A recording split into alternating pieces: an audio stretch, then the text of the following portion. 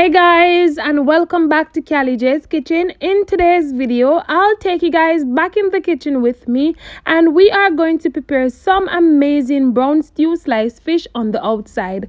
Go ahead and subscribe to my channel, turn on your post notification bell so you guys can always be notified whenever I upload a new video. Go ahead and tell your friends and your family members about Callie J's Kitchen and have them subscribe to my channel. Follow me on Instagram, it's CallieKitchen_1, and also on Facebook, it's Callie J's Kitchen. So here I have my sliced fish. They're already cleaned and washed nicely. And of course, I love to rescale my fish. Every video that I do with fish, I always encourage you guys to rescale your fish because majority of the time when you go to the fish market and you buy your fish, they will tell you that the fish is already scaled, but the truth is there's still scale on it. So you want to ensure that you rescale it and soak your fish in some lime and vinegar water. Alright, so once I did all of that, it's time to go ahead and season my fish. I'm just applying some all-purpose seasoning to my fish, some fish seasoning to both the back and the side of my fish. I'm going to put it to the side for roughly about 15 minutes. We're going to come back and we're going to go on the outside and we're going to start frying our fish. Alright, so now it's time to go ahead and of course start fry our fish. I added some vegetable oil to my pot and also some of my garlic and of course Scotch bonnet pepper.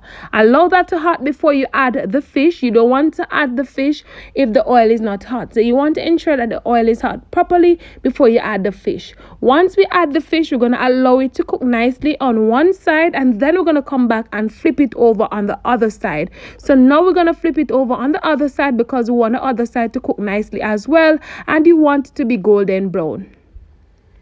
I went ahead already and chopped up some onions, some bell pepper, some of my French thyme. I also chop up some of my garlic and some tomato that I'm going to add to this as well. So now that my fish, they're all finished cooking, it's time to go ahead and of course remove them from the hot oil. So we're just going to place it on this plate.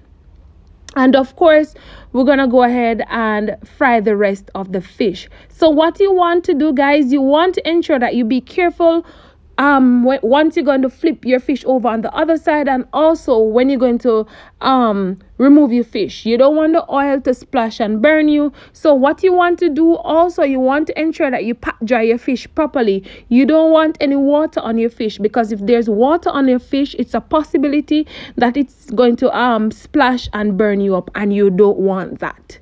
So what I did to make the sauce for the fish, I went in and just removed majority of the oil, and then I'm going to go in with all of these amazing seasoning that I chopped up earlier, the bell pepper, the Scotch bonnet pepper.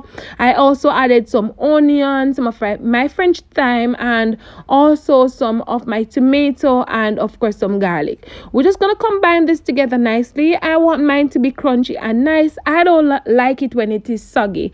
If you guys have okra at home, you can always go ahead and add some okra as well.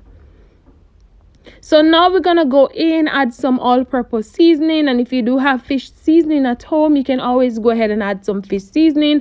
I decided to add some more of the red crushed pepper because it is fish, so you have to add some of the pepper to that as well. And of course I added some seasoning salt. Combine all of that goodness together, then I'm going to add some water.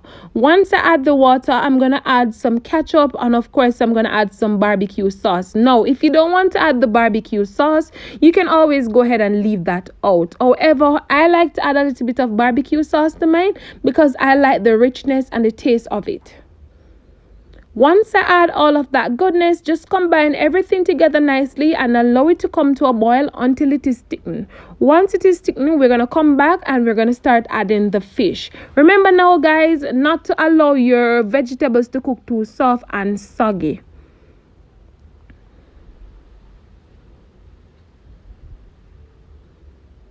You can always go ahead and have this with some rice and peas. You can have it with some white rice. You can have it with dumpling, banana, yam, whatever you have at home. Just be creative and remember to always be you in the kitchen and utilize whatever you have at home.